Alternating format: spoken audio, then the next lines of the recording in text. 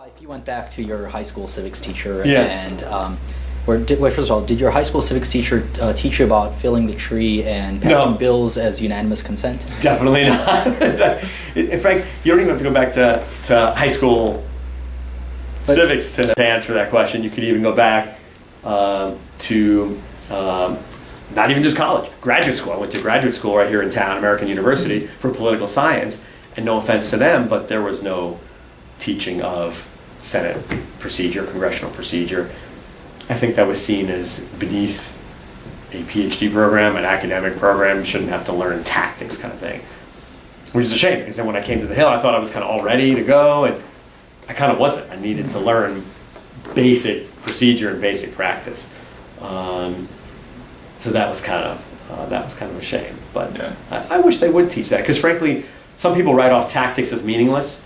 I don't think so. I feel like tactics, frankly, are how people win their policy fights. In other words, winning a great argument might be nice sitting right here in a conference room, but that doesn't get a bill into law. That doesn't block an amendment. That doesn't allow for reconsideration of a vote or some.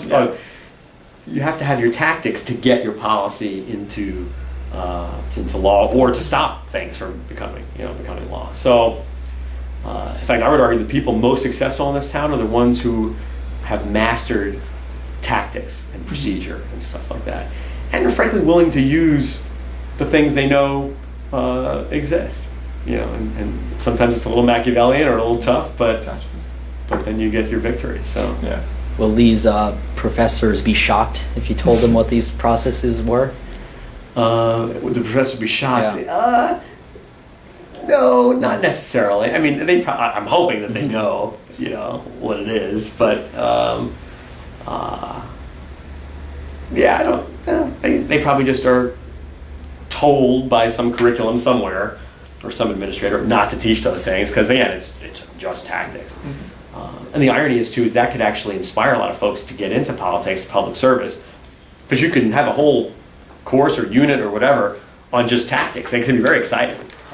Political tactics and strategy. It's like, if this group wants to do this and this group wants to do that, okay, come up with a strategy for getting it done tactically. And if these people do this, how do you respond here? It can be really exciting, almost like a game theory kind of thing. But it seems to not be thought of as a legitimate thing to focus on, which is a shame, because then a lot of folks get here, they may know a lot of the arguments, a lot of the issues, but don't know how to enact anything. So maybe that's something I'll work on. So you learned this all through experience? Yeah, through learn tactics and procedure, mostly through experience. I mean, some studying up. You read this, that, talk to folks. I'll take people out to lunch, say, all right, I want to accomplish this. I'm going to take notes. Tell me how to do that. I've done some of those over the years. But yeah, sometimes just living it. Just literally, bills on the floor, and you want to do X, Y, and Z. And you just by living through it, you learn. You learn what you need to do. Or you call up someone in the moment, call a parliamentarian and say, hey, I want to do X.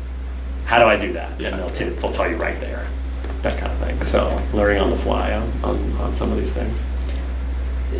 Is there one book you could recommend that would teach a young staffer how to do some of these things? One book to recommend on tactics and procedure? Nah, not really, to be honest, because I didn't do it through just like, here's a big thick book, read it. It was much more through conversations with individual folks, or like little reports here and there from the Congressional Research Service. So don't have a good answer for you on that one, unfortunately. But